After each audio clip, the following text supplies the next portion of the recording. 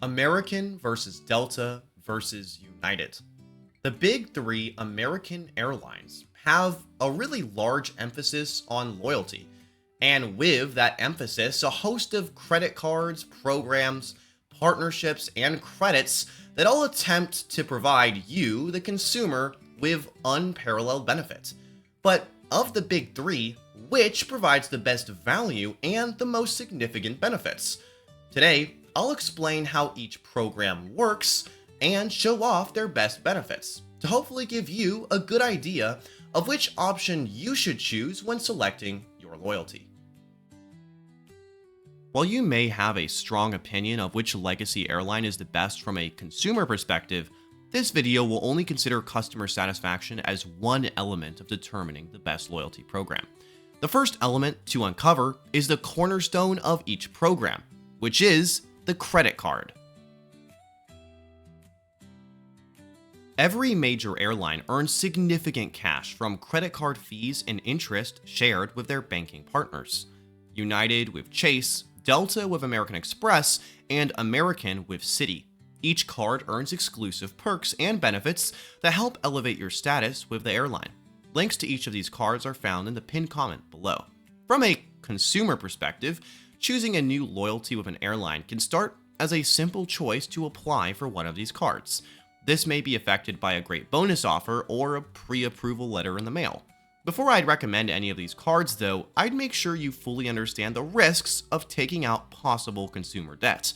Of the credit cards on offer, all airlines have different tiers, with premium cards that offer lounge access to beginner cards with no annual fee. Delta has long had the best partnership, and American the most confusing. But Chase and United have recently been adding a slew of benefits that make me consider their offering one of the most compelling from a value perspective. The United Explorer offers substantial benefits with a modest annual fee.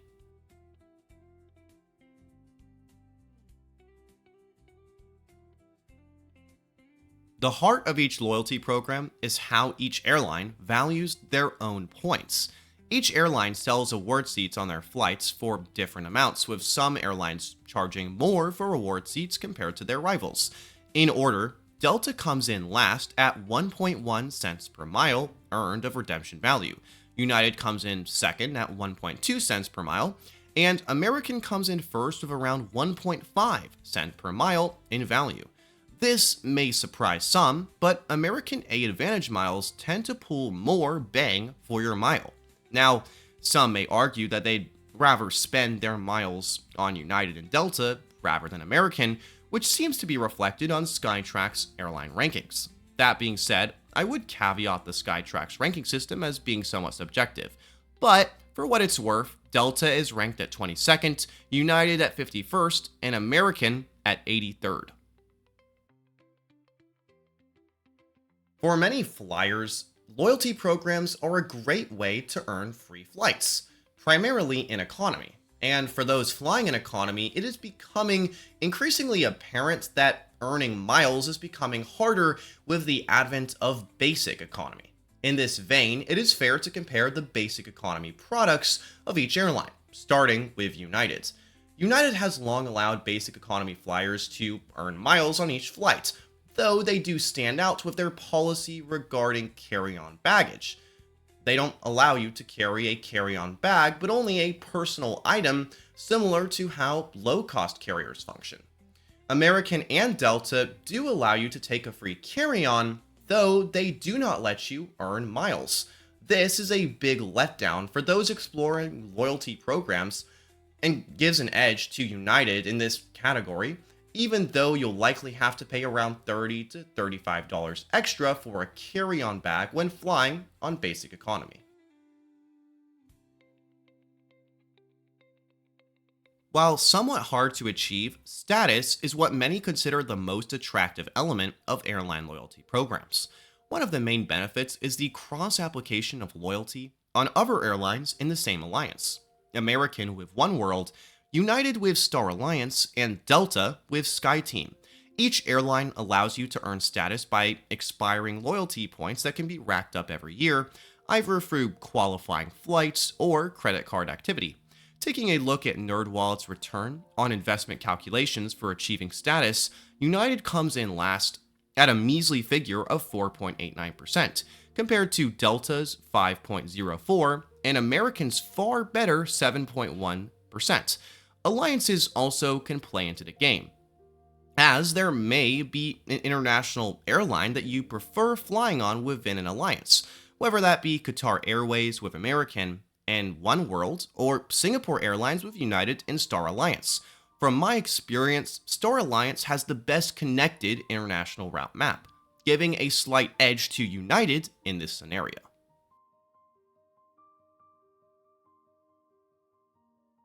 The most important factor I'd consider when choosing loyalty lies in where you live. Assuming you're in the US, location should influence your choice, unless you live in a few select locations. For example, if you live in a fortress hub territory, whether that be Chicago, Newark, Atlanta, or Dallas, your choice is more obvious.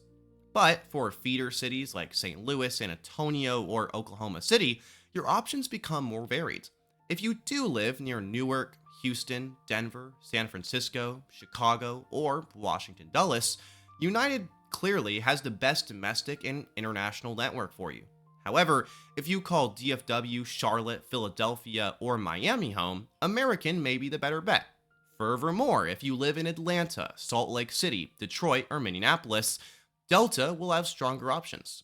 Again, some cities like New York, Chicago, and LA have great connectivity from all airlines. But that being said, make sure to check your local airport's most frequented legacy airline for confirmation. So, with all the aforementioned points considered, which airline has the best loyalty program? Well, let me give an objective and a subjective answer. If you're watching this video simply to understand what each airline's loyalty program has to offer, my answer would likely be American Airlines. While this airline is strictly and harshly criticized by consumers for their service, they do offer the best valued points, loyalty system, and status. I would likely put Delta and United at about a tie, though I personally prefer United service as their award redemptions are usually cheaper. Now, if you're seeking the best loyalty program for your own travel, I'd say no video will give you a precise answer on what exactly meets your circumstances. It's important for you to consider factors like your location, types of travel, patterns, and credit cards to form a good option. Anyways, I really do appreciate you watching this video. If this is your first video from my channel, welcome.